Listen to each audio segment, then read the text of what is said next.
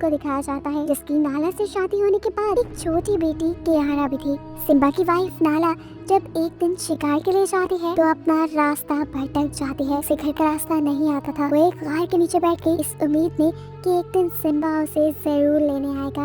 उसकी एक्सपेक्टेशन के मुताबिक सिम्बा सच में उसे ढूंढने जा रहा है। वो अपनी बेटी कियारा से कहता है कि तुम बाकी लोगों के साथ साथ रहना और अपना ख्याल रखना, मैं तब तक तुम्हारी मॉम को लेकर आता हूँ। कियारा बाकी जानवरों के साथ एंजॉय ही कर रही थी कि तभी यहाँ पर रफीकी आ गई जो मूवी में उसके ग्रैंडपा है। कियारा का दिल बहलाने के लिए वो उससे कहते हैं, आओ कियारा, मैं तुम्हें एक कहानी सुनाऊं। ये कहानी है एक लाइन मुफासा की, जो पहले तो एक आवारा जाना जाता था लेकिन फिर वो एक बादशाह बना। और यहीं से अब असल मूवी का स्टार्ट होता है और हम छोटे लाइन मुफासा को उसके मॉम डैड के साथ देखते हैं। वो बंजर जमीनों में रहते थे। काफी साल बारिश ना होने की वजह से यहाँ के सभी जानवर बहुत बीमार हो चुके थे। मुफासा अपने मॉम डैड से पूछता है, वो सामने जिन पहाड़ों में से रोशनी आ रही है वो पहाड़ कौन से हैं? उसकी मॉम ने बताया, उस जगह का नाम मिलेले है और एक दिन हम वहाँ जरूर जाएंगे। मैंने सुना है कि वहाँ हर चीज है और वहाँ जानवर बहुत अमन की जिंदगी गुजारते हैं। इनकी इन्हीं बातों के दौरान एक अच्छी चीज ये हुई कि बारिश बरसने लगी, जिसे देखकर सारे ही जानवर खुशी से झूम उठे। वो नहीं जानते थे कि उनकी ये खुशी कब बदनसीबी में बदल जाएगी। बारिश बढ़ते बढ़ते इतनी ज्यादा हो गई कि यहाँ सैलाब आ गया। इस सैलाब में बहुत से जानवर डूबने लगे और मुफासा भी उसी बहते पानी में गिर गया। उसके डैड उसे बचाने के लिए फौरन पानी में कूदे और उसे मुंह से पकड़ते हुए किसी तरह बचा भी लिया। इससे पहले कि वो भी पानी में डूब जाते, वो मुफासा को दूसरे पत्थरों की तरफ फेंक देते हैं जहाँ से उसकी मॉम उसे अपने पास बुलाने की कोशिश कर रही थी, लेकिन मुफासा को डर लग रहा था। एकदम से बहते पानी के साथ यहाँ पे एक हाथी भी आ गया। हाथी के टकराने की वजह से यहाँ से वो बंद टूट गया जिसके ऊपर मुफासा खड़ा था और मुफासा एक मरतबा फिर पानी में डूब गया। किस्मत उसकी अच्छी थी कि उसे पानी में बहती एक लकड़ी मिल गई जिसके ऊपर चढ़ते हुए उसने अपनी जान बचाई। देखने को मिला कि पानी का बहाव मुफासा को बहाते हुए एक छोटे से तालाब में ले आया जहाँ उसकी मुलाकात होती है अपनी ही जैसे एक छोटे लाइन टाका से। टाका ने यहाँ तैरते हुए मुफासा को देखा तो उसने बताया, तुम्हारे पीछे बड़े बड़े मगरमच्छ हैं। ये सुनकर मुफासा घबरा गया और रो तैरते हुए किनारे तक आया जहाँ से टाका उसकी मदद करता है उसे तालाब से बाहर निकालने में। लेकिन अब ऐसा लग रहा था कि देर हो चुकी है। वो मगरमच्छ बिल्कुल उनके करीब थे लेकिन ठीक वक्त पे यहाँ टाका की मॉम ने आकर उन मगरमच्छों पे गुरा कर उन्हें यहाँ से भगा दिया और ये दोनों बच गए। अब टाका मॉम से कहता है, मॉम हम मुफासा को क्या अपने घर ले चले? लेकिन उसकी मॉम मना कर देती है क्योंकि उनके ग्रुप का एक रूल था, वो किसी भी आवारा को अपने साथ नहीं रखते थे। तब मुफासा बोला, नहीं मैं आवारा नहीं हूँ, मेरे डैड अपने एरिया के किंग हैं। लेकिन अब वहाँ सैलाब आ गया है और उसी सैलाब पे बहते हुए मैं अपने मॉम डैड से दूर आ गया हूँ। उसकी ये दुखी कहानी सुनकर टाका की मॉम भी इमोशनल हो गई और उसे लेकर अपने घर आ गई जहाँ पर टाका के डैड भी थे। लेकिन वो मुफासा को देखकर और ज्यादा गुस्सा हो गए। गुस्से में उन्होंने भी टाका की मॉम से वही कहा जो टाका की मॉम ने कहा था कि हम आवारा को अपने ग्रुप में नहीं रखते। इधर दोबारा मुफासा बोला, मैं आवारा नहीं हूँ, मैं जानता हूँ मेरे मॉम डैड मुझे ढूंढते हुए एक दिन यहाँ जरूर आ जाएंगे और वैसे भी मैं बहुत टैलेंटेड हूँ, मैं इतना तेज भाग सकता हूँ कि आपको भी रेस में हरा दूँ। ये सुनकर किंग बोले, अच्छा ठीक है, अगर ऐसे ही बात है तो तुम टाका को हरा कर दिखाओ, फिर हम तुम्हें अपने ग्रुप में रखने को मान जाएंगे। रेस शुरू हो जाती है और हम देखते हैं कि टाका की स्पीड मुफासा से कहीं ज्यादा थी। वो आगे आगे बढ़ रहा था। एक पॉइंट तो ऐसा भी आया कि मुफासा गलती से पानी में गिर गया। वो डूबने ही वाला था कि ठीक वक्त पे आके टाका ने उसकी जान बचाई। जिसके बाद जब रेस कंटिन्यू हुई तब भी टाका आगे आगे था। वो चाहता तो बड़ी आसानी से ये रेस जीत जाता, लेकिन उसे एक दोस्त, एक भाई की जरूरत थी। ये कहते हुए उसने अपनी स्पीड कम कर दी और ऐसे मुफासा को ये रेस जीतने दी। ये देखकर टाका के डैड को बहुत गुस्सा आया कि टाका हार गया, लेकिन टाका इस सबसे बहुत खुश था क्योंकि फाइनली उसकी इस हार से उसे एक भाई, एक दोस्त मिल गया है। वो तो इस चीज पे बहुत खुश था। लेकिन यहाँ उसके डैड उसे समझाते हैं, टाका ध्यान से रहना, ये जिसे तुम अपना भाई समझ रहे हो ये तुमसे तुम्हारा असल भी छीन सकता है। अब दिखाया जाता है कि टाका और मुफासा दोनों ही एक दूसरे की कंपनी बहुत एंजॉय करते थे। जानवरों के साथ खेलते कूदते वो बड़े हो गए। सब कुछ नॉर्मल चल रहा था, लेकिन एक बात जो अब नॉर्मल थी, टाका के डैड ने मुफासा को कभी अपने ग्रुप का मेंबर नहीं समझा था। वो उसे आज तक आवारा ही समझते थे। एक दिन देखने को मिला कि मुफासा अपनी मॉम के साथ, यानी टाका की मॉम के साथ शिकार पे गया था। टाका चुपके से पीछे खड़ा हुआ था। ये लोग इससे पहले कि हिरन का शिकार करते, इनके सामने एक बहुत बड़ा खतरा आ गया। इनके सामने आ गए सफेद शेर जो इनसे कहीं ज्यादा ताकतवर होते हैं। इन्हें देखकर टाका छुप गया और ये चीज उसके मॉम ने भी नोटिस की। और जब वो सफेद शेर इनके इलाके की हिरणों पे वार करने लगे तो तब टाका की मॉम उनके सामने आ गई। इन दोनों के दरमियान में लड़ाई हो गई और अपनी मॉम को बचाने के लिए मुफासा उन सफेद शेरों से लड़ने लग गया। वो अकेला ही इन दोनों पर भारी पड़ रहा था, यहाँ तक कि उसने तो एक शेर को पकड़कर मार भी डाला। अपने साथी के मरने से दूसरा सफेद शेर कमजोर हो गया और यहाँ से चला गया, जिसके बाद मुफासा अपनी मॉम को लेकर वापस यहाँ आया। यहाँ आकर टाका और मुफासा की मॉम अपने लायन किंग को बताती है कि अगर मुफासा ना होता तो आज मेरी जान ना बचती। मुफासा उतने ताकतवर शेरों के साथ अकेले लड़ा और उसने मेरी जान बचा ली। इस मर्तबा वो पहली बार थी जब किंग ने मुफासा को अच्छे तरीके से बुलाया और कहा कि मैं तुम्हारा एहसानमंद रहूंगा हमेशा, तुमने मेरी वाइफ की जान जो बचाई है। अभी उसने यही बोला कि मुफासा कहने लगा, मुझे हवाओं का रुख बता रहा है कि वो शेर हमसे बदला लेने आ रहे हैं। अगर आप चाहें तो किसी खबरी को वहाँ भेजकर उनकी खबर ले सकते हैं। बादशाह के कहने पर उनका एक खबरी जब सफेद शेरों के झुंड के पास गया तो वहाँ देखने को मिला मुफासा ने जिस शेर को मारा था वो वहाँ के बादशाह का बेटा था और अब बादशाह के अंदर बदले की आग भड़क चुकी थी। मुफासा को तो वो बाद में आकर मारते। जब उन्हें ये पता चला कि दूसरा शेर उनके बेटे को वहाँ अकेला मरने के लिए छोड़ाया था तो उन्होंने सबसे पहले मिलकर उसी शेर को मार डाला। और इस चीज से मुफासा के ग्रुप के शेर को ये बात पता चली कि वो लोग बहुत ही बेरहम और ताकतवर हैं। साथ ही वो अब अपना बदला लेने के लिए भी इनके पास आएंगे। अब मुफासा के ग्रुप का खबरी शेर वापस आया और उसने बादशाह को बताया कि वो शेर बहुत बेरहम बहुत ताकतवर है, हम लोग उनका मुकाबला नहीं कर पाएंगे। हमारे 2 शेरों के बराबर है उनका एक शेर और वो लोग बहुत तेज भागते हैं। जल्द ही अपना बदला लेने के लिए वो यहाँ पहुँच भी जाएंगे। ये सुनकर बादशाह बहुत ज्यादा डर गए और उन्होंने टाका से कहा, अगर तुम्हें अगला बादशाह बनना है तो तुम्हें यहाँ से भागना पड़ेगा, नहीं तो यहाँ कुछ नहीं बचेगा और हमारा नामो निशान सब भूल जाएंगे। सुबह का सूरज निकलते ही टाके की मॉम टाका और मुफासा से कहती है, देखो पहाड़ों के दरमियान वहाँ जहाँ से रोशनी आ रही है उस जगह का नाम है मलेले, तुम्हें वहाँ जाना है और तब तक वहाँ रहना है जब तक यहाँ का खतरा टल ना जाए, ताकि ठीक वक्त आने पर तुम अपनी सल्तनत दोबारा संभाल सको।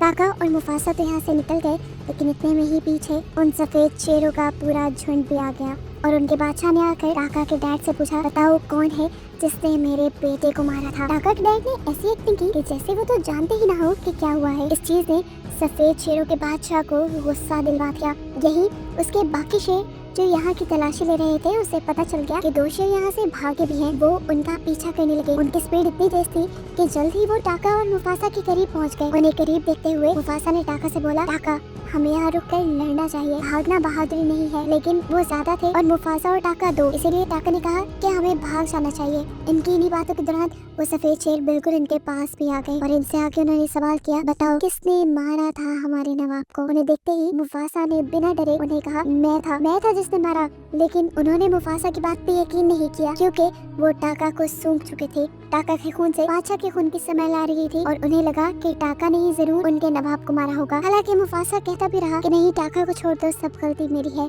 लेकिन वो अब टाका के पीछे पड़ चुके थे। ऐसे में टाका मुफासा को लेकर भागा और पहाड़ी के आखिरी किनारे पे आ गया जिसके नीचे अब पानी ही पानी था। इससे पहले कि ये सफेद शेर उन्हें पकड़ते या कुछ करते, टाका मुफासा को लेकर पानी में जंप कर देता है। पानी का बहाव इन्हें एक मैदान तक ले आया। पानी से तो अब टाका और मुफासा बाहर निकल आए, लेकिन रात होने पे उन्हें बहुत ज्यादा भूख लग चुकी थी। ये लोग खाने की तलाश में घूम रहे थे। तभी उन्हें जंगलों में से किसी की स्मेल आई। उनको लगा कि ये उन्हीं जैसा कोई शेर है। पास जाने पे पता चला कि ये एक शेरनी थी जिसका नाम था सराबी, जो इन्हें देखकर सुख का सांस लेती है और इन्हें बताती है कि हर जगह उन सफेद शेरों का डर बैठा हुआ है। उन्होंने मेरे भी पूरे ग्रुप को मार डाला और बस मैं ही जिंदा बची हूँ। यहाँ पर हम शाजू नाम के एक छोटे से बर्ड को भी देखते हैं जो सराबी का था। सराबी के लिए ये बर्ड जासूसी का काम करता है और सफेद शेरों के आने से पहले ही उसे छुपने का कहता है। एक तरह का उसका बॉडी गार्ड है। हमें पता चला कि सराबी भी मलेले जाना चाहती है, जहाँ पर टाका और मुफासा जाना चाहते हैं अपनी हिफाजत के लिए। इसीलिए ये अपना आगे का सफर एक साथ कंटिन्यू करने का डिसाइड करते हैं। थोड़ा आगे जाने पर इन्हें खाने की खुशबू आई। खाने की क्या, ये तो बंदरों की खुशबू थी जिन्हें ये मार खाते थे। इन्हीं बंदरों के अंदर पहली मर्तबा मुफासा को मिला रफीकी। इस टाइम उसकी उम्र काफी कम है। रफीकी को उसके जैसे बंदर बिल्कुल पसंद नहीं करते, वो उसे अपने झुंड से निकाल चुके हैं। ऐसे में ही वो मिला है इन तीनों से। इससे पहले कि ये लोग रफीकी का शिकार करके उसे खा जाते, रफीकी उसे बताता है कि मुझे मलेले का रास्ता आता है। ये बात सुनकर वो तीनों हैरान हो गए। मुफासा मुफासा ने कहा, सच बताओ? तो रफीकी ने कहा, हाँ मैं पहले वहीं रहता था और अब मैं दोबारा मलेले ही जा रहा हूँ क्योंकि वहाँ पर मेरा भाई रहता है। भाई वाली बात तो झूठ थी, लेकिन हाँ उसे मलेले का रास्ता आता था, ये बात सच थी। फिर ये बात जानकर कि रफीकी को मलेले का रास्ता आता है, ये लोग उसे खाने का इरादा छोड़ देते हैं और उसे अपने ग्रुप में शामिल कर लेते हैं ताकि वो उन्हें आसानी से मलेले तक पहुंचा दे। सफर करते करते सुबह हो जाती है और सराबी हवाओं के रुख से पता चलाती है कि वो सफेद शेर अभी भी उनका पीछा कर रहे हैं। सराबी को लगता है कि वो सफेद शेर इनकी नस्ल को खत्म करना चाहते हैं। सराबी इन्हें यहाँ पे रेस्ट करने से मना करती है और ये लोग सफर कंटिन्यू रखते हैं। रास्ते में टाका मुफासा को बताता है कि मुझे सराबी अच्छी लगने लगी है और मुफासा यहाँ पर उसे इम्प्रेस करने के तरीके बताता है। मुफासा उससे कहता है कि मुझे सराबी के जिस्म से गुलाब के फूलों की खुशबू आ रही थी, तुम जाओ ये बात उसे बताओ। लड़कियों को ये बातें बहुत पसंद आती हैं। उसके कहने के मुताबिक टाका ने ऐसा ही किया और वाकई ये बात सुनकर सराबी टाका से इम्प्रेस भी हो गई। खैर यहीं पर इनके सामने हाथियों का झुंड भी आ चुका था और अब बहुत सारे सफेद शेर भी इनके बहुत करीब आ चुके थे। असल में सफेद शेर इनके इतने करीब इसलिए आ गए थे क्योंकि वो बड़ी बड़ी छलांगे लगा सकते थे और उन्होंने पहाड़ी इलाका छलांगे लगा के पार कर लिया था, जिसे ये लोग नीचे से पार करते हुए आए थे। अब इन सफेद शेरों से बचने के लिए इन्हें कुछ तो जुगाड़ करना था। शराबी जल्दी से एक पेड़ के ऊपर चढ़ जाती है और वहाँ पे लगा मधुमक्खियों का छत्ता फाड़ देती है, जिससे हर जगह मक्खियाँ ही मक्खियाँ हो गई। इन मक्खियों ने हाथियों को तड़पा दिया और हाथी जब बेहंगम इधर उधर भागे तो सफेद शेर उन हाथियों के दरमियान उलझ गए। ऐसे ही लोग सफेद शेरों से तो बच जाते हैं, लेकिन देखने को मिला सराबी जो दरख्त के ऊपर चढ़ी थी वो वापस उतर नहीं पाई। वो एक टहनी से लटकी हुई थी और अचानक टहनी के टूटने पे वो नीचे हाथियों के झुंड में ही गिर गई। इससे पहले कि हाथी कोई उसके ऊपर पाँव रख देता और वो मर जाती, मुफासा उसकी जान बचाने के लिए पास आया। वो उसे साइड पे करते हुए उसके ऊपर खुद खड़ा हो जाता है और इस तरह उसकी जान बचाता है। यहाँ देखने को मिला कि हाथियों का जो झुंड यहाँ पहाड़ों पे भाग रहा था, उनके तेज भागने की वजह से पहाड़ों पे बनी हुई ये चट्टानों के मीनार टूटने लगे और रास्ता वो बंद हो गया जहाँ से सफेद शेर इनके करीब आ सकते थे। सफेद शेरों का तो खतरा शुक्र करो टला, लेकिन अब सराबी बेहोश थी। रफीकी फौरन सराबी के पास आया और उसकी गर्दन की कुछ नसें दबाते हुए उसे होश में लेकर आया। सराबी उठते ही ये सवाल करती है, मेरी जान किसने बचाई? और फौरन बिना हिचकिचाए मुफासा झूठ बोल देता है कि तुम्हारी जान टाका ने बचाई। वो चाहता था कि सराबी टाका से इम्प्रेस हो जाए। मुफासा के इस झूठ से तो टाका खुद हैरान था। सराबी बाहर आकर टाका को थैंक्स कहती है। रफीकी जिसने सब सच देखा था, जो सब जानता था, उसके दिल में मुफासा के लिए इज्जत बहुत ज्यादा बढ़ गई क्योंकि उसने देखा था मुफासा बहुत ज्यादा बहादुर होने के साथ बहुत बड़े दिल का भी मालिक था। वो अपने भाई के लिए एक ढाल बना हुआ था। ये लोग अपना सफर अब आगे कंटिन्यू करते हैं और बर्फीले पहाड़ों के पास पहुंच जाते हैं, जिन्हें पार करके ये लोग बस मलेले पहुंच जाते। रोशनी इन्हें अपनी बहुत करीब दिखाई दे रही थी। ये लोग आगे बढ़ते जा रहे थे, लेकिन प्रॉब्लम ये थी कि जैसे जैसे ये आगे बढ़ रहे थे बर्फ में इनके पैरों के निशान बैठ रहे थे। ऐसे में सफेद शेर कभी भी उन्हें देख लेते। तब मुफासा सराबी के बर्ड शाजू से रिक्वेस्ट करता है कि तुम जाकर हमारे पाँव के नीचे की बर्फ को हटाते रहो ताकि वहाँ से सारे निशान मिट जाएं। मुफासा का ये आइडिया बहुत अच्छे से काम कर रहा था। जब सफेद शेर यहाँ पहुँचे तो उन्हें यहाँ पे पैरों के कोई निशान नहीं दिखाई दिए और वो कंफ्यूज हो गए कि अब वो उन शेरों को पकड़ने के लिए किस डायरेक्शन में जाएं।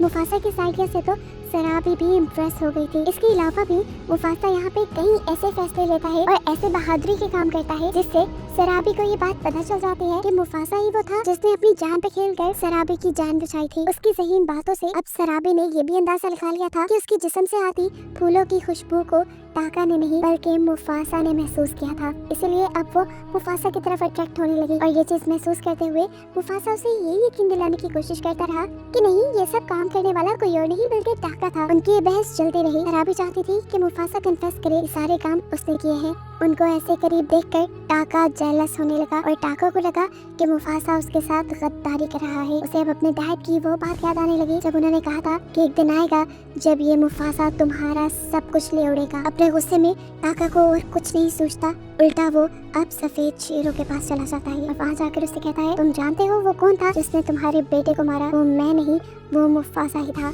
मेरी रगों में बादशाह का खून जरूर है, लेकिन तुम्हारे बेटे का खून मुफासा ने किया है और मुफासा को पकड़ने में मैं तुम्हारी मदद करूंगा क्योंकि मुफासा से मैंने भी अपने कई बदले लेने हैं। टाका उससे कहता है, हम लोग मलेले की तरफ जा रहे हैं, अगर तुम चाहो तो मेरे पैरों के निशानों का पीछा करते करते हमारे पीछे आ जाओ, वहाँ तुम्हें मुफासा मिल जाएगा और तुम उसे मार देना। रात के अंधेरे में टाका ये जो जाल अपने भाई के लिए बचा चुका था, मुफासा इसके बारे में नहीं जानता था। रातों रात टाका वापस आ गया और सुबह होने पे इन्होंने अपना सफर शुरू कर दिया और पहाड़ी को पार करते हुए फाइनली ये लोग मलेले पहुंच भी गए। इस जगह को देखकर मुफासा की खुशी की इंतहा नहीं थी, क्योंकि वो हमेशा से इस जगह के बारे में अपनी मॉम से भी पूछा करता था और इसकी दिल से ख्वाहिश थी कि वो अपनी फैमिली के साथ यहाँ पे आता। मुफासा ने नोटिस किया कि यहाँ पे सारे जानवर काफी अमन से एक साथ मिलकर जिंदगी गुजार रहे हैं। कोई लड़ाई नहीं, कोई झगड़ा नहीं। उनका ये सारा अमन 1 मिनट में खराब हो जाता है जब ये सारे जानवर अपने पीछे सफेद शेरों के बादशाह को देखते हैं। असल में ये सारे जानवर भी सफेद शेर के बादशाह से डरते थे, क्योंकि इन सब के नाक में एक वक्त में इसने दम करके रखा हुआ था।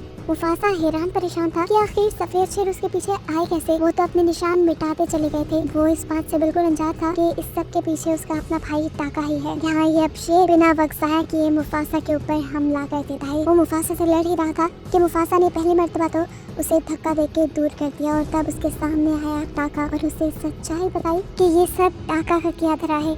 सफेद शेर को मुफासा तक लाने वाला और कोई नहीं बल्कि टाका ही है। ये सुनकर अब मुफासा का दिल टूट गया और इसी सब में दोबारा उस सफेद शेर ने उसे उठाकर वहाँ पहाड़ी से नीचे फेंक दिया। ये मुफासा के लिए अच्छा ही हुआ था। मुफासा जल्दी से एक छोटी सी पहाड़ी के ऊपर चढ़ा और उसने यहाँ सारे जानवरों से कहा कि अगर तुम आज मेरी मदद नहीं करोगे तो देख लेना ये सफेद शेर एक दिन तुम्हारे बच्चों को खा जाएंगे। अभी भी वक्त है, तुम सब कमजोर नहीं हो। अगर तुम सब मिल जाओ तो उस सफेद शेर का मुकाबला मेरे साथ मिलकर कर सकते हो। ये सुनकर सभी जानवरों के अंदर हिम्मत पैदा होती है और वो भी अपने आप को ताकतवर जानकर अपना एक ग्रुप बना लेते हैं और मुफासा के साथ मिलकर सफेद शेर से अपना बदला लेने की ठान लेते हैं। अब जैसे ही वो सफेद शेर इनके पास आए, सारे जानवरों ने मिलकर उन सफेद शेरों के ऊपर हमला कर दिया। इधर जो शेरनियाँ थी उन्होंने मुफासा के ऊपर हमला कर दिया और उसे उठाकर एक पहाड़ी से नीचे फेंक दिया, जहाँ पे गिरने की वजह से मुफासा काफी जख्मी हो चुका था। उसको जख्मी हालत में देखकर इस सफेद शेरों के बादशाह को बहुत अच्छा लगा और अब वो मुफासा को खत्म करने के लिए उसके करीब भी आ गया। जाहिर सी बात थी, मुफासा जख्मी भी था और सफेद शेर ज्यादा ताकतवर भी थे, तो मुफासा उस शेर का मुकाबला करने के काबिल तो बिल्कुल नहीं था। बार बार मार खाता देखकर ऊपर से टाका को भी मुफासा के ऊपर रहम आ जाता है। उसे अपने पुराने भाई और अपनी दोस्ती याद आ जाती है, इसीलिए वो मुफासा को बचाने के लिए अब इस कड़े में कूद जाता है। इस टाइम टाका ने आकर सफेद शेर से कहा, तुम उसे छोड़ दो, उसे जाने दो। लेकिन अब सफेद शेर बिल्कुल भी रहम के मूड में नहीं था। वो तो अब बदला ले ही रहा था। उसने जब दोबारा बदला लेने के लिए मुफासा पे हमला किया तो अब सामने टाका आ गया और टाका भी उसके हमले से जख्मी हो गया। इस शेर से लड़ने के लिए अब मुफासा और टाका को एक साथ मिलकर लड़ना था। ये बात वो समझ गए। उनकी इसी लड़ाई के दौरान ऊपर हमें दिखाया जाता है कि पहाड़ों में बहुत बुरा ज़लज़ला आ चुका था, जिसकी वजह से पहाड़ शदीद हिलने लगे और ऊपर से पहाड़ों की सतह टूट गई। जहाँ पर मुफासा, टाका और वो सफेद शेर लड़ाई कर रहे थे, वो जगह भी टूट गई और ये लोग जाकर नीचे पहाड़ों के पानी में गिरे। मुफासा ने ऊपर से देखा कि इनके गिरने के बाद एक बहुत बड़ा पत्थर भी इनकी तरफ आ रहा था। उससे बचते हुए वो खुद साइड पे हो गया और उसने सफेद शेर को पत्थर के नीचे धक्का दे दिया। कुछ ही सेकंड में ये पत्थर उस सफेद शेर के ऊपर गिरकर आखिर ये सफेद शेर खत्म हो जाता है। यानी साफ था कि मुफासा और टाका ने अपनी बहादुरी से उस सफेद शेर को हरा दिया था। अब ये देखकर कि हमारा बादशाह मर गया है, बाकी सारे सफेद शेर और शेरनियाँ डरकर यहाँ से भाग जाती हैं। मुफासा की ये बहादुरी देखकर मलेले के सभी लोग मुफासा को यहाँ का नया बादशाह बना देते हैं। ये जानकर वो बहुत खुश हुआ था। हर जगह मुफासा के ही चर्चे थे और मुफासा का नाम सुनकर अब मुफासा से मिलने के लिए कोई आया। ये मुफासा की मॉम थी, जो इतने बड़े हुए मुफासा को पहचान तो नहीं पाई, लेकिन उसके नाम से उन्होंने उसे पहचान लिया। ये दोनों यहाँ मिलके बहुत खुश हुए और इमोशनल भी, क्योंकि यहाँ मुफासा को पता चला था कि उसके डैड मारे गए हैं। अपनी मॉम से मिलने के बाद यहाँ पर अब टाका आया। टाका मुफासा से जब माफी मांग रहा था तो सभी जानवरों ने ये नारा लगाना शुरू कर दिया कि इसे माफ मत करो, ये गद्दार है। यही सफेद शेरों पे यहाँ लेके आया था, ये आवारा हमारे दरमियान में नहीं रह सकता। ये सुनकर मुफासा ने सबको डांटा और बोला, ये मेरा हुक्म है कि टाका यही रहेगा, जब तक मेरी हुकूमत है मेरा भाई टाका मेरे साथ रहेगा। मुफासा की अच्छाई देखकर टाका को अपने अंदर और ज्यादा गिल्ट महसूस होने लगा और उसने मुफासा से कहा, आइंदा कभी मुझे याद नहीं करना। ये कहकर वो वहाँ से चला गया गुमनाम पहाड़ों में। और मुफासा की ये कहानी यही खत्म हो जाती है, जो कि रफीकी कियारा को सुना रहा था। कहानी के खत्म होते ही हमने देखा कि कियारा के डैड उसकी मॉम को भी यहाँ ले आए थे। यहाँ पे कियारा को पता चला कि अब कियारा का एक भाई भी है, जिसे देखकर वो बहुत ज्यादा खुश हुई। और बस इन सबको एक साथ खुश दिखाते हुए ये कहानी यहाँ खत्म हो जाती है।